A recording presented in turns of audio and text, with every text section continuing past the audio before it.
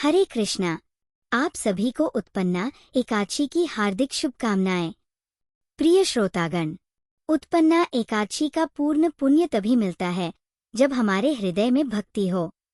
भक्ति के बिना कथा सुनना केवल शब्दों को सुनना है, लेकिन भक्ति के साथ कथा सुनना आत्मा को जागृत कर देता है। कहा गया है, भक्त बिना भगवान नहीं और भगवान बिना भक्त नहीं। इसलिए आज की कथा आरंभ करने से पहले हम उन भक्तों के जीवन का स्मरण करें जिन्होंने अपने प्रेम, समर्पण और श्रद्धा से भगवान को अपने हृदय में वास कराया। क्योंकि जिन्हें भगवान को पुकारना नहीं आता, उन्हें भगवान को पाने का मार्ग भी नहीं मिलता, और पुकारने की कला भक्तों से ही सीखी जाती है। इसलिए प्रिय श्रोताओं, आज की कथा आरंभ करने से पहले हम कुछ क्षणों का विराम लेकर भगवान के परम भक्तों की दिव्य कथाएं सुनेंगे। ये कथाएं ही हमारी आत्मा को तैयार करेंगी, हमारे अंतर्मन को निर्मल बनाएंगी और हमें इस व्रत के समस्त पुण्य का अधिकारी बनाएंगी। भक्तों की महिमा अनंत है, उनका स्मरण ही पापों का नाश कर देता है। एक बार एक सेठ जी थे, अत्यंत कंजूस लेकिन श्री कृष्ण के अनन्य भक्त। वह प्रतिदिन एक संत के प्रवचन सुनने जाते थे। एक दिन सेठ ने संत से विनती की, महाराज, कोई ऐसा उपाय बताइए जिससे मैं अपने इष्ट श्री कृष्ण की भरपूर सेवा कर सकूं, परंतु मेरा एक भी रुपया खर्च न हो। संत मुस्कुराए। उन्होंने सोचा, ये कंजूस तो है पर भक्ति सच्ची है। उन्होंने कहा, तुम प्रतिदिन श्री कृष्ण की मानसिक पूजा किया करो। मन में कल्पना करो कि तुम श्री विग्रह को स्नान करा रहे हो, उन्हें सुंदर वस्त्र पहना रहे हो, उनका श्रृंगार कर रहे हो और उत्तम भोग अर्पित कर रहे हो। इस पूजा में केवल भाव चाहिए, कंजूसी बिल्कुल नहीं। सेठ ने ये नियम अपना लिया। वर्षों तक वे मन ही मन श्री कृष्ण को स्नान कराते, वस्त्र पहनाते और दूध में शक्कर डालकर भोग अर्पित करते। धीरे धीरे उन्हें ऐसा अनुभव होने लगा कि मानो स्वयं श्री कृष्ण उनका भोग स्वीकार कर रहे हों। एक दिन भोग बनाते समय मन में ही उन्होंने 1 चम्मच की जगह 2 चम्मच शक्कर डाल दी।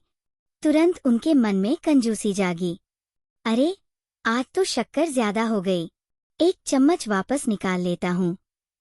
जैसे ही वे मन ही मन उस शक्कर को निकालने लगे, उन्हें अनुभव हुआ कि किसी ने उनका हाथ पकड़ लिया हो और किसी मधुर लेकिन दृढ़ स्वर ने कहा, रहने दो, मेरी पूजा में तुमने कभी 1 पैसा खर्च नहीं किया और मानसिक पूजा में भी कंजूसी। ये अनुभव होते ही सेठ जी भाव विभोर हो गए, आंखों से आंसू बह निकले। उन्होंने समझ लिया कि भाव और प्रेम से की गई मानसिक पूजा भी भगवान को आकर्षित कर लेती है। श्री कृष्ण के भक्त रसखान के बारे में सबने सुना है। एक बार वे अपने उस्ताद के साथ मक्कामदीना जा रहे थे। रास्ते में उनका उस्ताद बोला, अगला स्थान वृंदावन है, वहाँ एक काला नाग रहता है जो देखने पर डस लेता है, इसलिए दाएं बाएं मत देखना। रसखान जी के मन में विचार आया, वही काला नाग मुझे दिखाई दे जाए। जैसे ही वे वृंदावन पहुंचे, लीलाधारी श्री कृष्ण ने अपनी लीला प्रारंभ कर दी। रसखान को कभी बाएं से बांसुरी की मधुर धुन सुनाई देती, तो कभी दाएं से पायल की छन छन। उस्ताद ने मना किया था, पर रसखान जी चारों दिशाओं में देखने लगे। जब वे यमुना तट पहुंचे, तभी श्री कृष्ण और राधा रानी के दर्शन हुए। रसखान उस दिव्य दर्शन में खो गए और युगल छवि अंतर्ध्यान हो गई। उस्ताद लौटा तो रसखान को अचेत सा पड़ा पाया। उन्हें लगा, काला नाग डस गया है। होश आने पर रसखान जी चारों ओर पूछने लगे, वो सांवला सलोना अपनी बेगम के साथ कहाँ रहता है? किसी भक्त ने मंदिर का पता बताया, पर दूसरे धर्म के होने के कारण रसखान के प्रवेश की अनुमति नहीं मिली। वे 3 दिन भूखे प्यासे वहीं पड़े रहे। कथा कहती है कि तीसरे दिन स्वयं श्री कृष्ण दूध और भात का कटोरा लेकर रसखान को खिलाने आए।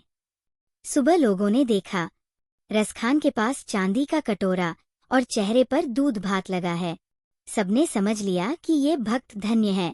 रसखान जी ने ऐसे अनेक पद लिखे, उनका प्रसिद्ध पद है, मानुस हो तो वही रस खान।